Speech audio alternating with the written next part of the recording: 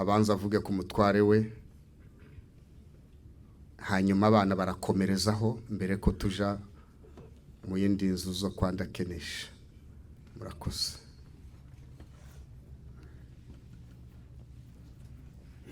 Yesu ashimwe. Turashima Imana kubw'uyu munsi wa nyuma mwene data umutware wanje. Ashima Imana kuri ibi birori Imana yateguye. Imana ihabwe icyubahiro. Ashima Imana ko uyu munsi wa none duhagaze ku birori byiwe, umunsi wiwe wa nyuma. Ni ubushake bw'Imana kandi umugambi w'Imana ntawo witanga. Kuba Imana rero yarabonye ko ari ugomba kumbanziriza, ndashima Imana yabikoze. Ikindi ndashima Imana kuko yabanye natwe guhera kuri uriya munsi, gahagararana natwe kuva tumenya amakuru. Twafashe inzira turagenda n'abana tuja North Carolina. Imana ijana natwe, igera nayo natwe amahoro. Imana ishimwe. Ikindi ndashima Imana kuko Imana yabonye kuko ari we ugomba kumbanziriza. Rero Imana yaduhaye gukomera kugira ngo tubashe kumuvuga kuri uyu munsi wiwe wa nyuma. Imana ishimwe. Uyu rero ndamuvuga nk'umutware wanje, ariko kandi ndamuvuga nka mwarimu. Twari tumaranye imyaka myinshi tubana twubakanye. Imana yabanye natwe muri urwo rugendo kugeza kuri uyu munsi. Imana ishimwe. Rero umutware wanje yari umukirisitu. Hari igihe umuntu aza avuga ngo umuntu ni umukirisitu, abantu bakavuga ngo wenda hari umuntu wese wapfuye bamuvuga neza, bamuvuga ibigwi. Ariko Papa Rusi yari umukirisitu, ubukirisitu bwe n'ubwimerere. Turavuka twebwe tugasanga mu miryango, ugasanga ababyeyi n'abakirisitu bagakurira mu rusengero, ariko we yari afite umubyeyi udakijijwe. Kenshi twaraganiraga akambwira ukuntu yagiye abana na papa wiwe akaja kumugurira inzoga, ariko akamubwira nubwo uzuzingurira ariko ntuzanywe inzoga. Kuva twubakanye kugeza kuri uyu munsi we wa nyuma, nta n'umunsi n'umwe yigeze anywa inzoga. Nta n'umunsi n'umwe yigeze aforoda itabi ngo wenda ahari, kuko umuntu uforoda uzumumenya kuko muba muri kumwe igihe cyose. Ariko Papa Rusi nta na rimwe. Yadukundaga, hari njyewe wari abana, yaradukundaga cyane. Ubundi akatwigisha ijambo ry'Imana, akatwigisha no gukorera Imana. Ni wa muntu wakubwiraga waba uwabonye ikintu icyo ari cyo cyose abona wenda kiba afitiye inyungu, akakubwira ko ugomba kubanza ugakorera Imana, ukabanza ukavanaho amafaranga yo gukorera Imana. Icyo kintu yaragikoze. Ndibuka tugeze muri Tanzania, yarambwiye ati ubu ngubu njewe natangaga icacumi cy'ibiryo by'umuntu umwe, ariko tubaye bane. Ubu ngubu tugomba kuzoza dutanga ibiryo icacumi cy'abantu bane. Icyo kintu yagikiranukagamo cyane cyane pe, kubera ko yanyigishije byinshi mu buryo bwo gukorera Imana, kandi yambereye mwarimu. Tugeze hano naho hari amafaranga, murabizi abantu iyo bagishika ari impunzi, Papa Rusi yavanaga amafaranga iyo yabonaga bamuhaye amafaranga y'ukwezi akayatanga mu icacumi. Niba hari abari hano ahantu twahitiye ni abahamya, akayakiranukamwe agatanga icacumi. Tubonye imirimo aranyicaza arambwira ngo ngomba kuza dutanga icacumi. Jewe rimwe na rimwe ugasanga nkamubwira ntese waretse tukabanza tugakora ibi ngibi, akambwira ati ntabwo zakunda kuko ibi nibyo bigomba kubanza. Papa Rusi yari umukirisitu, yarakiranukaga. Hari amafaranga tuza tubona, murabizi nta abantu bari muri Afurika bari hano, twese turaba hano. Iyo twapurikaga taxi, aya mafaranga abantu babona, Papa Rusi yabanzaga agatanga icacumi. Simbizi kuko ni bakeya baza bakiranuka kuri ibyo bintu, ariko we yageze ambwira ngo ntabwo zakunda uko bimeze kose, kuko ayo mafaranga n'ubundi uko yadusanze niko agomba kudusiga. Rero ntabwo tugomba kugira icyo twarenganya Imana, kuko niyo iba yaduhaye imbaraga zo gukorera ayo mafaranga. Yatwigishije ijambo ry'Imana, yaratwicazaga akatwigisha mu rugo n'abana, akatwigisha gusenga n'abana. Rimwe na rimwe iyo yagendaga amaze kugenda atangira gukorera mu yandi masiteti, akampamagara akambwira ngo ese uza wibuka kwicaza abana ngo musome ijambo musenge. Nkamubwira ntituri kumwe nabo turabikora. Papa Rusi yakundaga gusenga, kandi ntiyasengaga ngo areke gukora. Uko yakundaga gusenga Imana, yakundaga no gukora, akaba ari byo cyane ashira imbere. Abana batangira imirimo akabicaza akababwira ngo se basha muzamwibuka guturira Imana, muzamwibuka gutanga icacumi, akabibabwira. Uko yasengaga buri munsi, yari schedule ya buri kwezi se cyangwa ya buri gihe gusenga. Abahani wacu muri Dayton barabizi, yari schedule yiwe, ukuvuga ngo yaragendaga mu yenga, haba hari iminsi 5, habaga harimo 3 yo gusenga, 2 kabiyo gukora ibindi gahunda ziwe. Parusi yatwigishije neza, yadutoje kumenya ijambo ry'Imana, yadutoje gusenga. Ikindi shima Imana, ndashima Imana kuko uyu munsi ari we yagenye wiwe, kuko twese uko tungana buri wese afite igare ryiwe. Aje kugenda yambwiye kuko agomba kugenda akaja gutangira kandi kazi, ariko ntabwo yakagezemo, kandi ako yari arimo nako ntabwo yari yakaretse, yari yafashe ikonji. Arambwira ngo reka gende, nabona bidakunze azosubira mu kazi kiwe.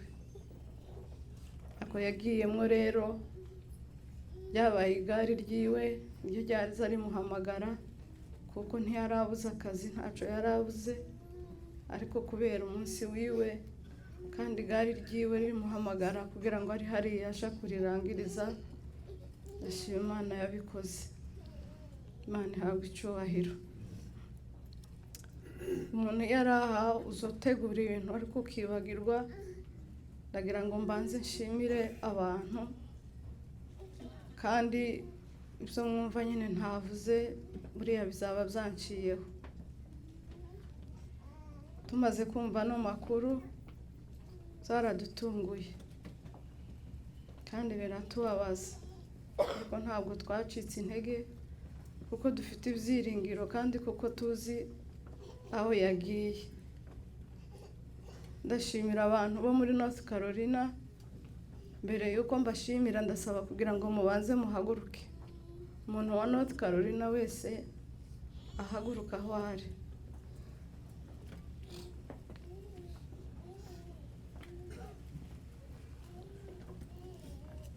Ndabashimira bene data kubwitange n'urukundo mwatweretse kuri uriya munsi.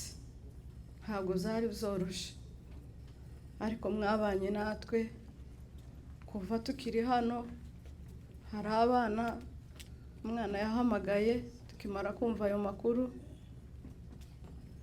babaye mu bitaro kuva izo saha bahageze kugeza umuntu arangije, twese tugasubira mu macumbi. Ndabashimira, Imana yo mu ijuru ibahe umugisha. Ndashimira abantu bose, abakuru n'abatoya bo muri North Carolina, mwabanye natwe. Mwaraje muradusura mu bitaro, abaje mbere dusanga bagiye, turabashimira. Abaje nyuma bagakomezanya natwe kugeza ariya masaha, Imana itazikiranirwa ibampera umugisha. Ubundi ndashimira abana baje twahagurukanye hano. Ndashimira Patrick, yabaye intwari. Turahaguruka tuja mu nzira mu modoka n'abana, ntabwo zari byoroshye. Dufata inzira, tugeze mu nzira dusanga sino yaguye. Ndenda senga, nkagenda nsenga mu mutima, tubona Imana itugejejeyo. Ndashima Imana yaduhurukijeyo. Ndashima Imana yabahaye gukomera. Imana ibahe umugisha. Ikindi ndashimira umuryango. Ndashimira umuryango nshatsemo. Imana yo mu ijuru ibahe umugisha ku byo mwakoze byose. Jewe ntacyo nabona nabaha, ariko Imana izitanga umugisha iwubampere. Ndashimira umuryango mvukamo. Imana yo mu ijuru itazikiranirwa ibahe umugisha. Ndashimira itorero musengeramo, itorero ryacu rya Maranatha. Jewe nta kintu mfite cyo kubaha, kandi amagambo ni makeya, ariko kandi Imana izireba mu mutima. Imana yo mu ijuru ibampera umugisha. Ndashimira abantu bose mwese muri hano mwaje kwizihiza ibirori bya Papa Rusi. Imana yo mu ijuru ibahe umugisha.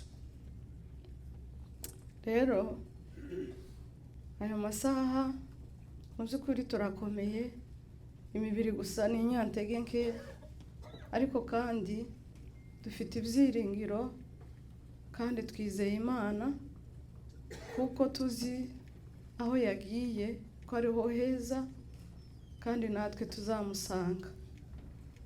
Rero Papa Rusi mwifurije muzuko wabera. Murakoze.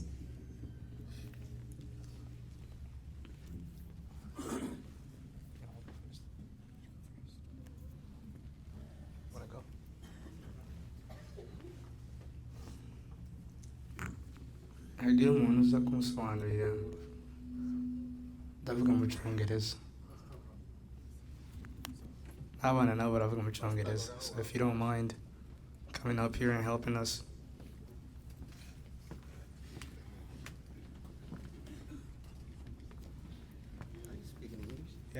Yeah, I'll speak in English. Excuse me, guys. I'm just gonna start off by thanking everybody for being here. reka ntangire nshimira abantu bose kubwo baje hano. My family is truly blessed to have a community and friends that show up for moments like these. Turashimira abavandimwe, turashimira inshuti zose, abantu bose baje hano kudufasha uyu munsi. We were truly touched. Byadukozeho rwose. And that's why you guys see me up here very strong. Niyo mpamvu murimo mumbona hano mfite imbaraga kubera ko mwaje kudufasha. And I prepared something. It's more like a letter to my father. Me and my father are still speaking, though he's not here physically. Nateguye ikintu beze kumuvugo nubwo data atakiri hano ariko mu byukuri ni nkaho nubundi turimo tuvugana nubwo atakiriho. This is like a letter / poem that I wrote. Ni nk'urwandiko nanditse ariko kandi ni nk'umuvugo. I'll start off. This is to my father that I know is among us at this time. Ndatangira mvuga ngo data nubwo tutari kumwe nawe hano ariko biragaragara nkaho ari kumwe natwe. Papa, I remember our family nights. Ndibuka ubwo umuryango wabaga uri hamwe mu ijoro. The living room full of laughter. Kugeza ubwo wagiye. The living room full of laughter. The living room. Oh, yeah. Turi kumwe hamwe muri salle à manger. The glow of the TV and us gathered together. Ati iruhande rwa televiziyo twese duteranye. And also watching WWE. Ati turimo tureba icyo avuze.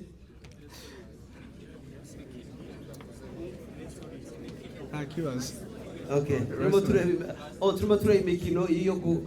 Yeah.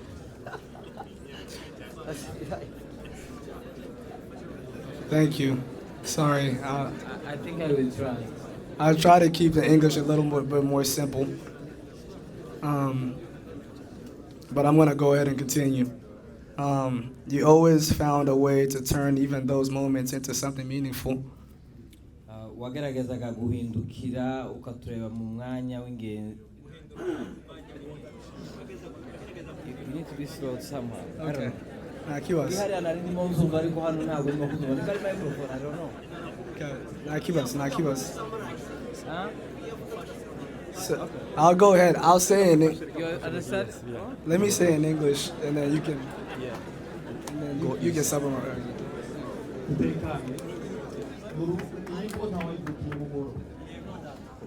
Okay. I'll go ahead and say, you always found a way to turn every moment into something meaningful.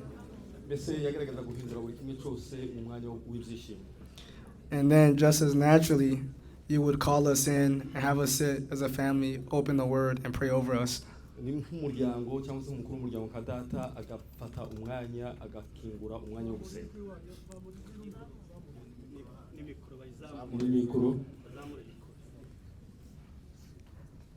You covered us in ways I'm still learning to understand.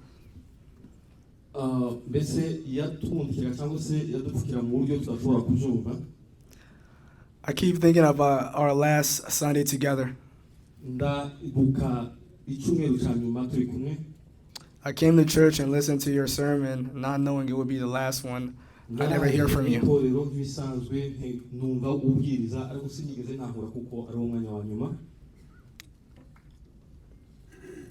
But now it's engraved in my heart.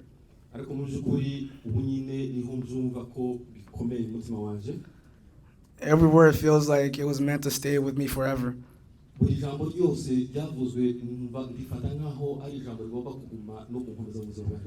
And that last hug. You had. It's okay. You had been giving me. Sorry. Let me say all of this, yes, and then you're gonna summarize it. Okay. Yeah, and let's keep it calm as I'm trying to get all this out. This is very important for me and my family. Yeah. Thank you. I'll start again. I keep thinking of our last Sunday together. I came to church and listened to your sermon, not knowing it would be the last one I'd ever hear from you. But now it's engraved in my heart. Every word feels like it was meant to stay with me forever. And that last hug, you have been giving them to me often. You haven't been giving them to me often. 3 Sundays in a row, each one full, warm, and different. I didn't realize it would be. I didn't realize it then, but now I know it was God's light. It was Him preparing us, even if we didn't understand. I remember you saying, You had said it to me so many times, but that day was different because that day I answered you. I said, Papa, I'm taking it more serious now. I'm looking. You paused and looked at me and, with a big smile, and you guys all know he had a big smile. He said, really? I said, Papa, I promise. For the first time, it wasn't just happiness in your eyes. It was pride, real pride. That moment stays with me. I carry it with me. Papa, I still have so many questions for God, so many things I wish I could ask you. But even that, I can hear a voice telling me to just trust Him. You used to say that God loved you more than everyone. Anybody that knew Him, that's what my father said. That you were His favorite. And I used to laugh, but now, Papa, I think you were right. Because March 17, 2026, at 8:44 p.m., He called you home. And even though it hurts, I know you went into His arms. And Papa, you married so right. Our rock, I think it's time to say what she already knows. Mama, you will never lack a thing. We've talked about this, and I wanted to reassure you, as long as you still have your boys and your girls, you will never lack a thing. We have a plan, We have a plan, and it's been co-signed by God. You will never lack a thing, Ma. Thank you, Papa, for the gift of Jesus Christ. For everything you instilled in us. You didn't just teach it, you lived it every single day. I pray to even be half of a man that you were.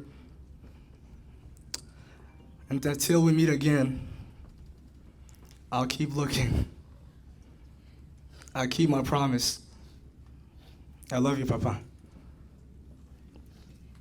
You can go ahead and summarize that.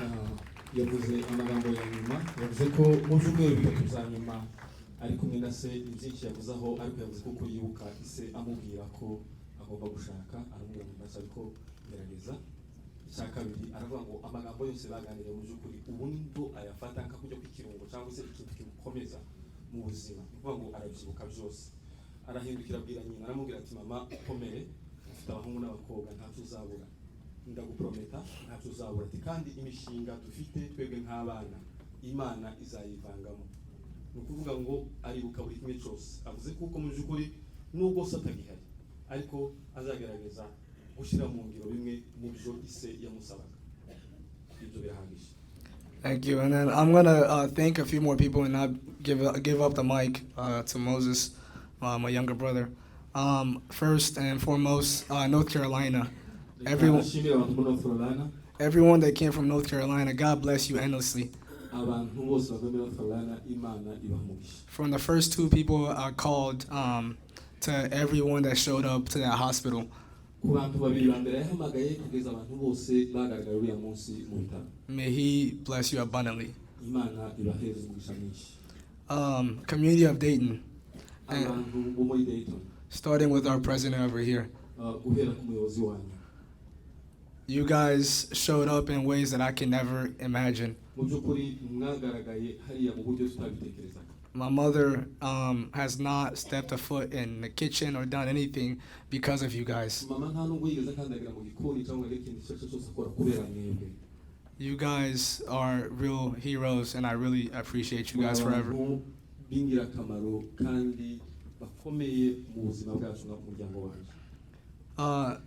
The church we go to, Maranatha International Church. mw'itorero tujamo rya Maranatha. I don't know where the pastors are. Yeah, they're right here. Thank you guys. Mwarakoze cyane pastor. There's nothing I can give you but ask God for God's blessing upon you. Ntaco ndorema mfite nabahereza ukwiye kuvuga ngo Imana ibahumugishe. And my family, abasinzira, every one of them. Umuryango w'abasinzira aho tuvuka. I have no words, but I'm super grateful. There's never gonna be a thing that you guys ask of me that I will not be able to do. Mu by'ukuri reka mbasezeranye kuko ntaco mfite navuga ariko n'umugisha munini. Banababwire kuko nta kintu muzongera kunsaba mundeke kubikora k'umuryango. NJZ, my babies. I don't know where you guys are staying. Wave your hands somewhere. NJZ. The NJZ is a youth group that we started, and you guys really, I don't know where to start, but my sisters here that you see, Moses, my brother, they're staying strong because of you guys. You guys kept them from the beginning, before I even came back from North Carolina. Bible study nkuko bayita angels aho muri hose rwose mubimenye kuko bashiki banjye barakomeye kubera mwebwe mwarakoze. I love you guys forever. Ndabakunda biheka.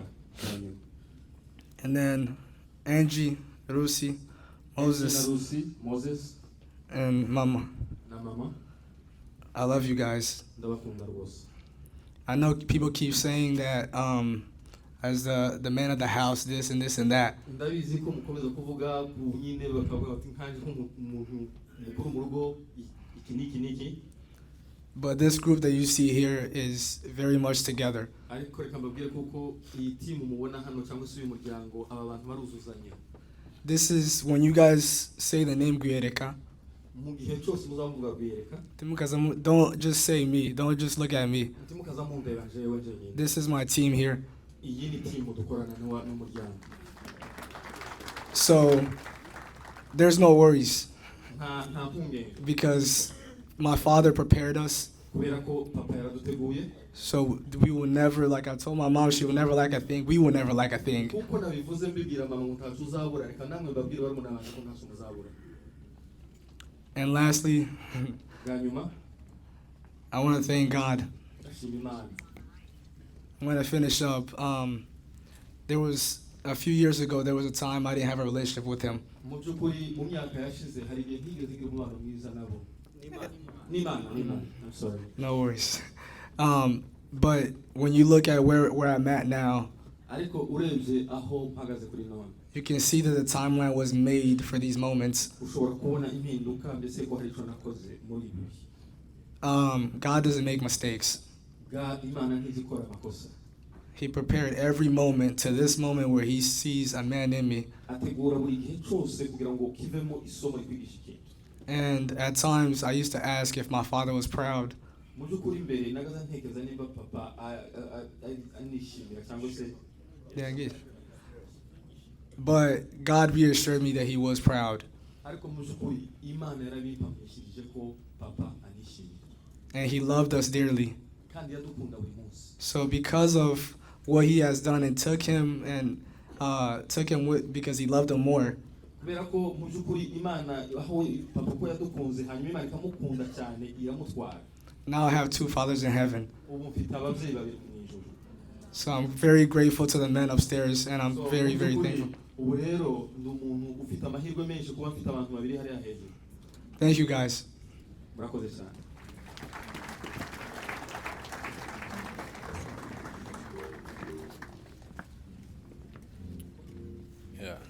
naje ndavuga mu cyongereza Ubwo nyine ururimi rurakomeje. abantu batazumva icyongereza muri yangana. So ubwo n'ubundi ndabikora kugira ngo babikoze nakoze. So I want to start off by thanking everyone that supported my family over the past several weeks. The love and care that everyone has shown us is something that I've never experienced before. Since the first day of us coming back from North Carolina, there were already people waiting for us at our home.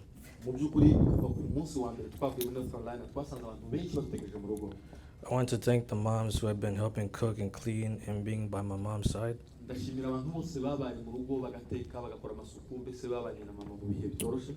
Thank you to the men and the pastors who have supported me and gave me advice and prayed with us. Abantu bose ya pastor cyangwa se abashumba baduhaye impanuro muri ibi bihe.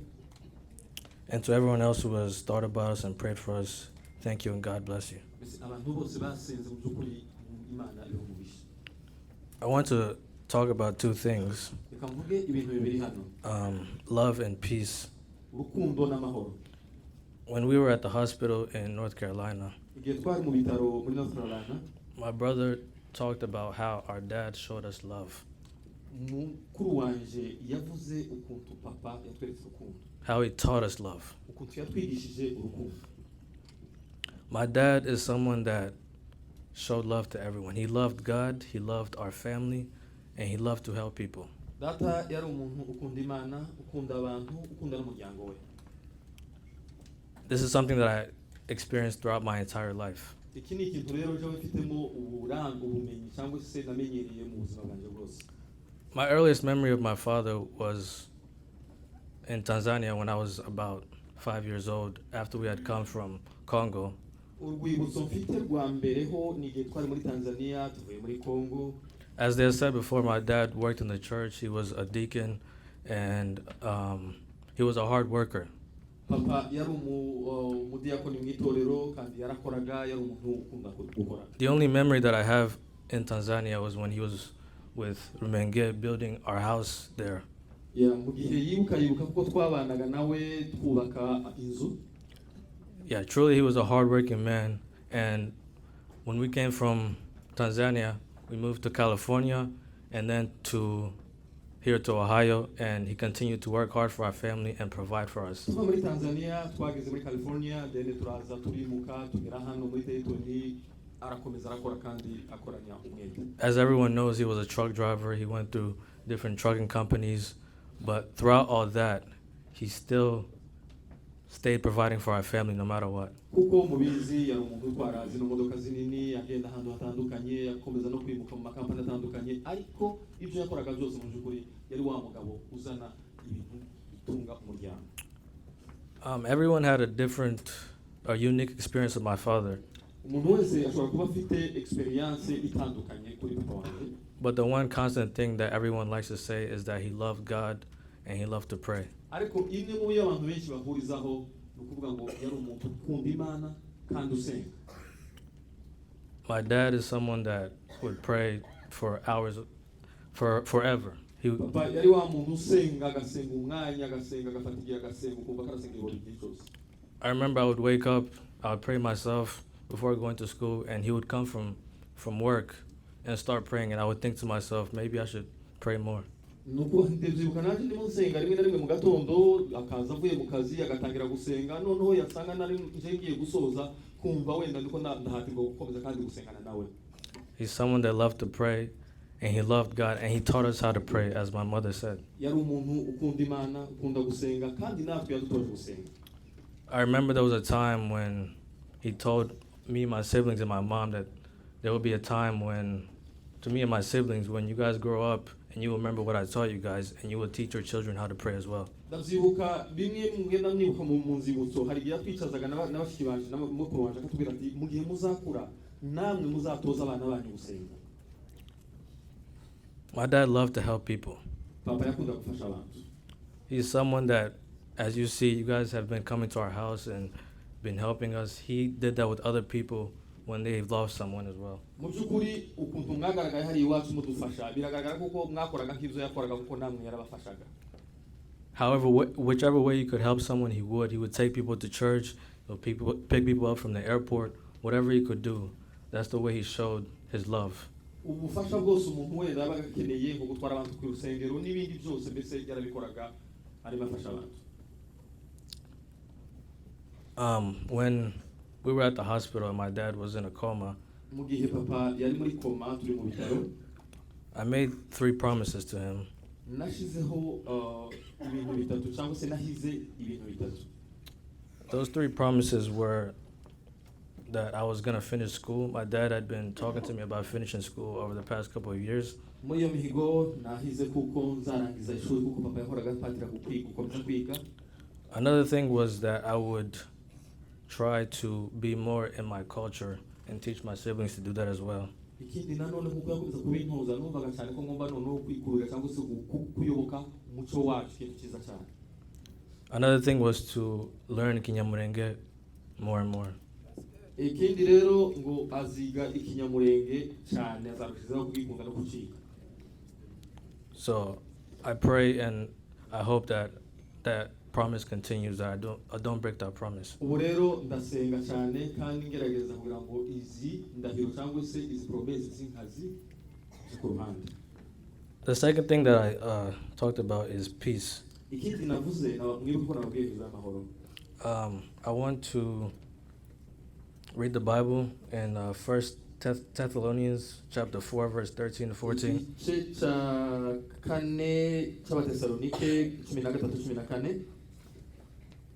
This is something that Pastor Laurent talked about in church a couple weeks ago. If I can ask him to read it. 1 Thessalonians chapter 1 verse 4. Chapter 4 verse 13 to 14. It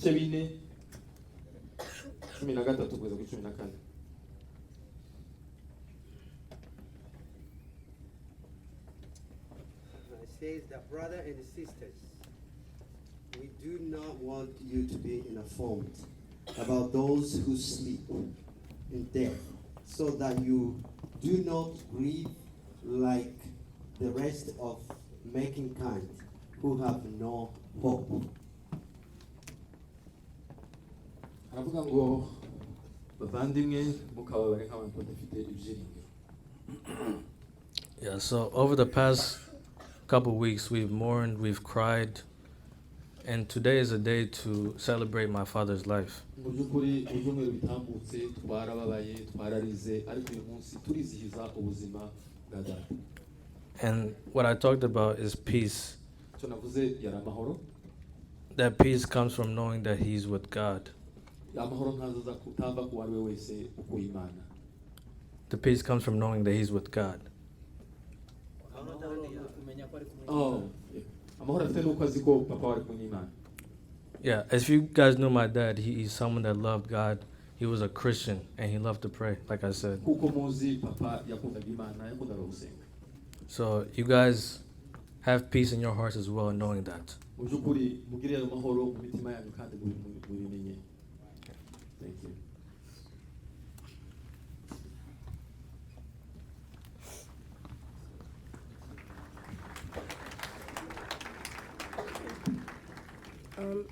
I want to start off by introducing myself, Rusi Agape. I'm the firstborn daughter of our family.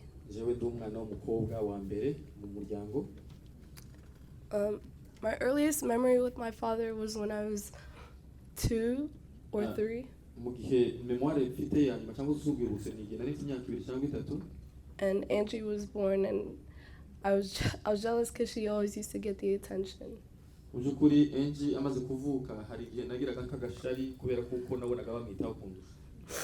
But my dad always made sure to make me feel like I wasn't neglected.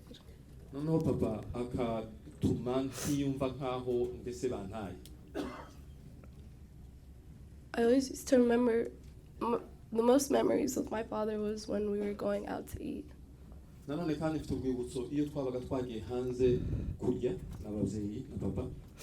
He always used to repeat to us a list of our main priorities we're supposed to have in our lives. The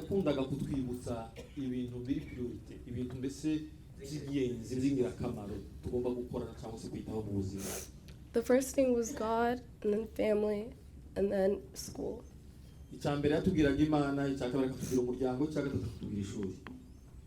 I always used to think, why would he have to repeat this all the time when we already know? But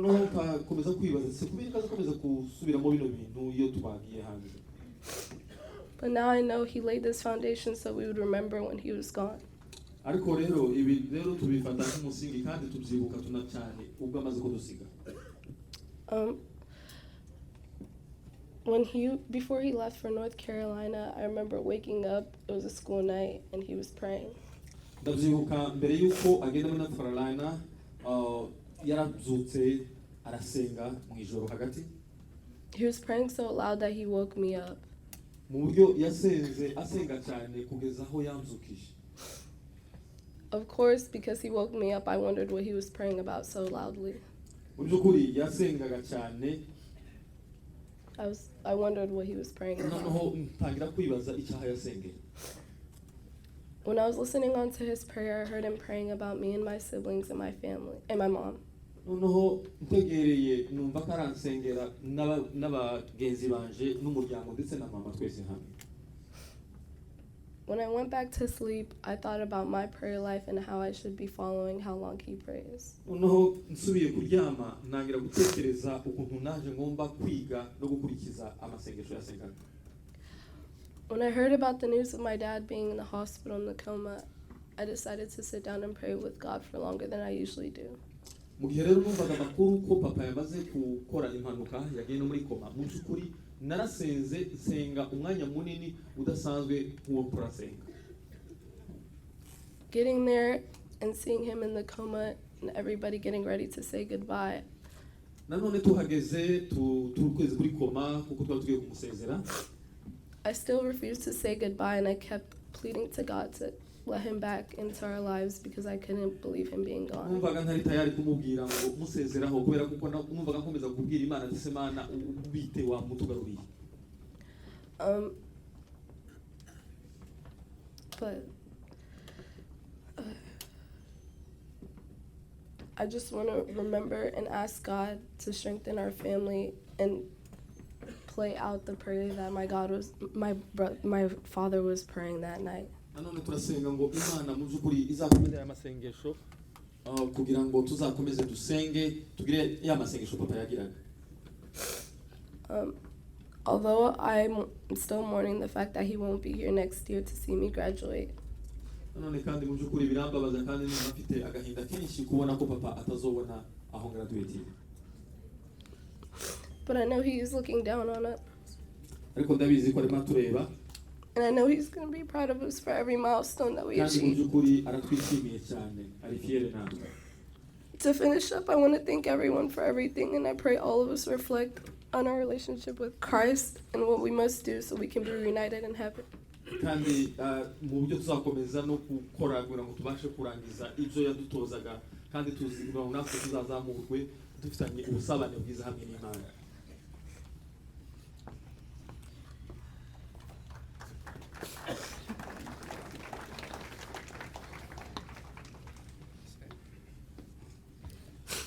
Good afternoon, everyone.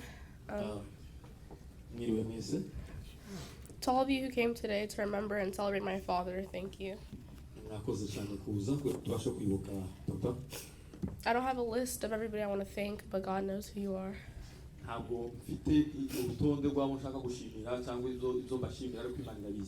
And I pray endless blessings upon all of you.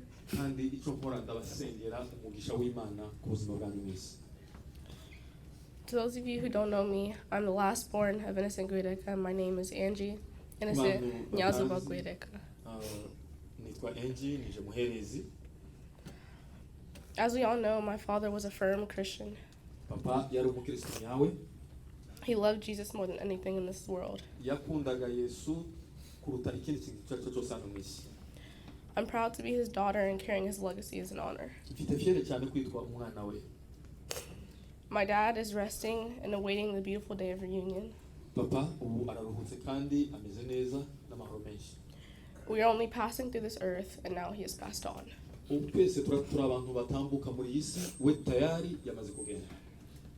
I can stand here and talk about my dad all day. He was a man of many colors.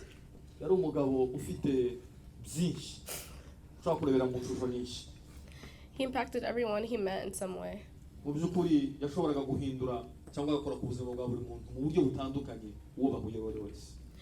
had a big heart and working hands. akagira n'amaboko akora. But I would say the biggest reflection on the type of person he was ariko ikibutso cyangwa se urwibutso runini mfite nk'umuntu yari we is me, my siblings, and my mom. jewe n'abarumuna banje na mama. We all carry pieces of him. We all carry pieces of him. Twese dufite ayo mahoro. Pieces, like we all carry him with us. Twese tumufite mbese buri muntu wese aramufite muri we. It's in our characters and our appearance. Kandi ari muri karaktere zacu ndetse n'imibereho yacu ubuzima bwacu. It's in the blood that runs through us. No mu maraso. I couldn't be more grateful for my father. Mbese rwose ndishimye cyane cyangwa se ndanezerwa cyane no kuba papa. There's no school in the world that would teach the knowledge he had. Umuntu n'umwe nta shuri na rimwe nta institution n'imwe ishobora kutwigisha ibyo yatwigishaga. He has lived in many places and worked numerous jobs. Yakoze ibintu byinshi bitandukanye ahantu hatandukanye. And done thousands of things that I don't even know of. N'ibintu byinshi byo udashobora no kumenya.